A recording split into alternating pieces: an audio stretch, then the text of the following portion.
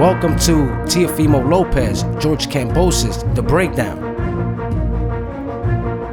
The world awaits for a matchup now considered highly after the mandatory challenger for the 135-pound lightweight IBF title, George Kambosos Jr., attempted to place fear on the 135-pound unified champion Teofimo Lopez. What's happening, everyone? I am your host, Nice, and welcome back to the Fight Room. If you're not a subscriber, make sure you do for the latest in boxing news, feedback, and entertainment. On their first fight press conference, we've seen the noise it made in the world of boxing. Many skeptics are pulling for Teofimo to pull this one off, but some are pulling for the considerable underdog in the fight up ahead with Teofimo to possibly upset the champ come June 19th. Now, why is that? Many people say Cambosis could be and is the real deal, ladies and gentlemen. You know, Cambosis is a for sure confident fighter representing his Australian background, seeks to pull a Spartan performance against the highly crowned champ Teofimo, who seeks to destroy the fighter from the United Kingdom, the underdog, in 3 rounds or less. Spoke that he will rip his head off of the challenger Cambosas. We all heard that and seen that at their press conference. Credit to Teofimo, gotta say that. Thumbs up for taking his mandatory. Now, I'm gonna say this. I believe that, fighters that have mandatories should fight their mandatory. Why I say that? Honestly, I'm gonna say this. I believe that whoever is mandatory for a title should get that title shot. Because if they're in the ranks, they're going up ahead in the rankings for a title, they should fight for that title. They should give whoever that opposition is a chance to be crowned that title. So, again, shout outs to Teofimo for taking on this matchup with Cambosis, because it is his mandatory for the IBF title once again. And with that being said, now I gotta say this. I think Cambosis is biting a little bit more than he can chew in this particular fight, and the way he has come off. Definitely showed a warrior trait, comes off a bit of a talker also. We all saw that in the conference. Cambosis said he will likely be talking trash to Teofimo while in combat. So it should be interesting. So, during the event, he said he's going to be trash talking, getting into the head of Teofimo. Now, we know that Teofimo, it's easy to get in his head. We seen that at the conference, folks. We seen that. So now, if Cambosis does play that role in the fight, during the fight, it could work well against Teofimo and to Cambosis' advantage. Let's see. Because he looks like he's one guy that could be standing there toe-to-toe with you and trash talk you. He looks that type of guy. Now, on the other hand, Teofimo, he can be flamboyant and talk too. And we never really seen him talk in the ring, but I believe in this fight we're gonna see that. They really don't like each other. Teofimo doesn't like this guy. Now let's talk Teofimo. He just came off the best win of his career, became the unified champion, undisputed, supposedly, defeating, of course, Vasyl Lomachenko. And, everybody's talking that he's not undisputed. I called him the unified champion. Honestly, he did beat the man that was the champ. I understand, the franchise title and whatnot and the BS that initiates with that, which is all BS, and I'm gonna say it again the third time, is BS.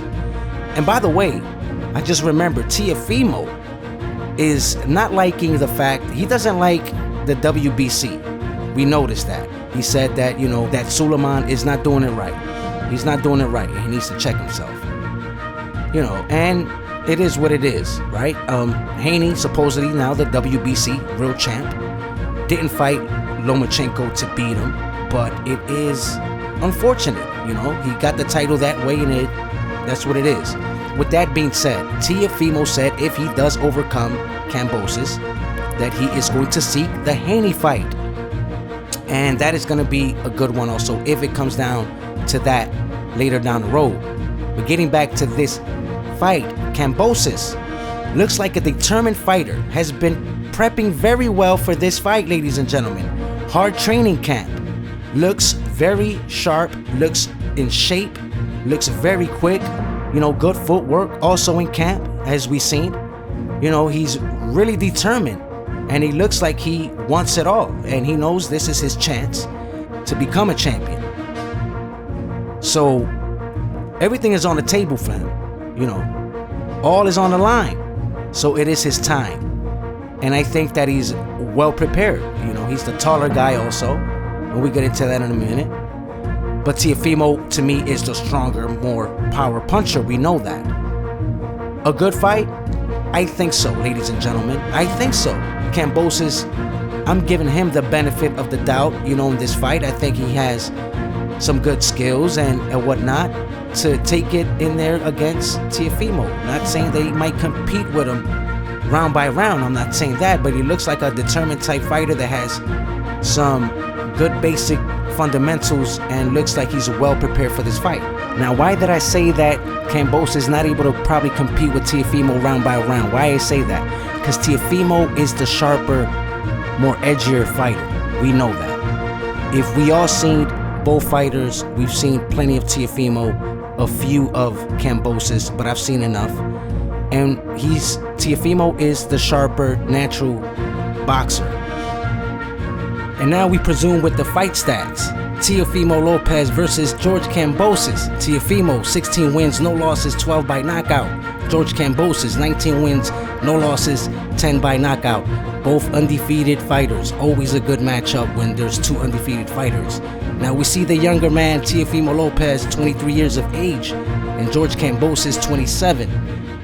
The height, 5'8" for Teofimo, 5'9" for George Kambosos, the taller fighter, only by an inch. Teofimo, 146 in weight, that's what he naturally walks around as. Cambosas around 140.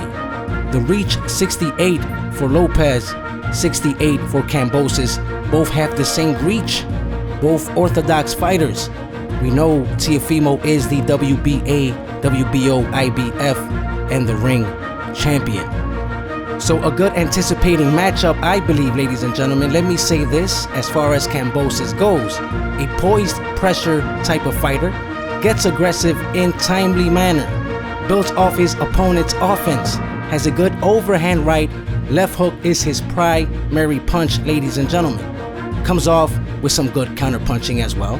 Pretty fast hands, I have to mention that. We know that he has quick hands. He has been displaying that often lately in his training camp as well.